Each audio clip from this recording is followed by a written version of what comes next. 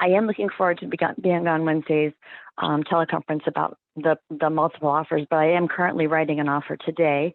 This is my 9th offer, the same client. I've gone over and above over list by 50, 60,000. I've included a 10,000 appraisal gap, which is all we can afford. I've included earnest money. I've told them if they need more possession time, we can do that. I've gone backwards, upwards, upside down. I don't know what to do. Do you have any suggestions on a last little thing that, other than asking the agent, which I've done, is there anything that your sellers really would love to see that they didn't even think they wanted? We can include it. And I'm still getting nothing. Yeah. So Leslie, you're right. I'm going to cover this in much greater detail on Wednesday, but I don't want to answer you without answering you. So I'm going to answer you and just give you some bottom line suggestions. Thank you. One of the things that you can do is that if you win the heart of the homeowner and or the agent, that will help you. There's the competition right now is almost like every offer is offering the same thing. More money, appraisal gap, no inspection, homeowner can stay in the property, all that stuff. So what's going to happen is whoever is the highest dollar amount is probably the one that's going to win, or the one that the listing agent is going to tell the homeowner, you should accept this offer. Right. So what can you do to win the heart of the listing agent? Is it that you call that listing agent, say, listen, I know you got a lot of offers.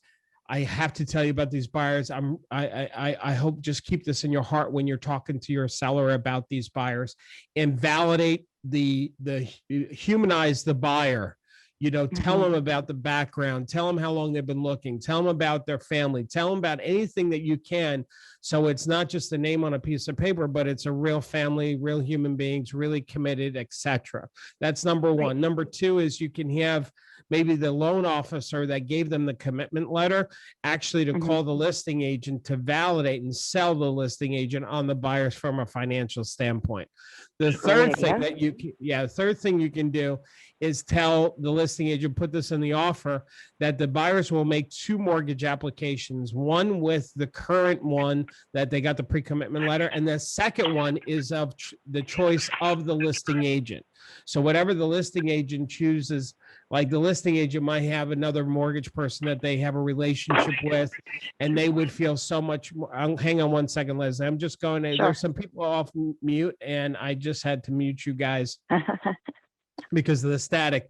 And so now what happens is that the buyers can make that offer, and they'll make 2 applications. Now, the reason why this is good is because the listing agent be like, well, geez, that's great. I'll have the buyers talk to my mortgage person that I know can get these buyers a deal. So I don't have to worry that they're not going to get financing.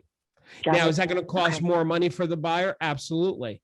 But this is one of those little nuances that a lot of other agents are not doing, and that'll help put your buyers at the top of the pile. Now, there is one last thing to do, Leslie, and I don't have time to teach that now, and we're going to cover it Wednesday. But if you don't want to wait Wednesday, if you don't want to wait till Wednesday, you can watch I've already done the negotiating webinar. It's in the webinars on demand in the Power Program website. You can watch that.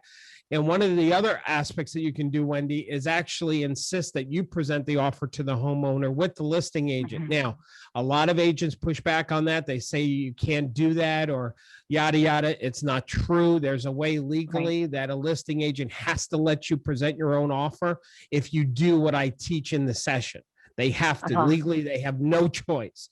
Now, could they get pissed off that you're forcing them to do that? Yes. Can you create some bad blood? Yes.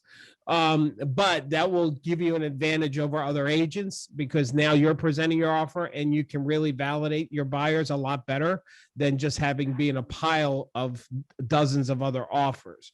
You've got to decide if you want to be that pushy with what I teach in that regard. So watch that training session and decide if you want to do it. But there's some ideas right out the gate. How's that? Did that help you? I appreciate you so much. Yes. Thank you so much, Darryl.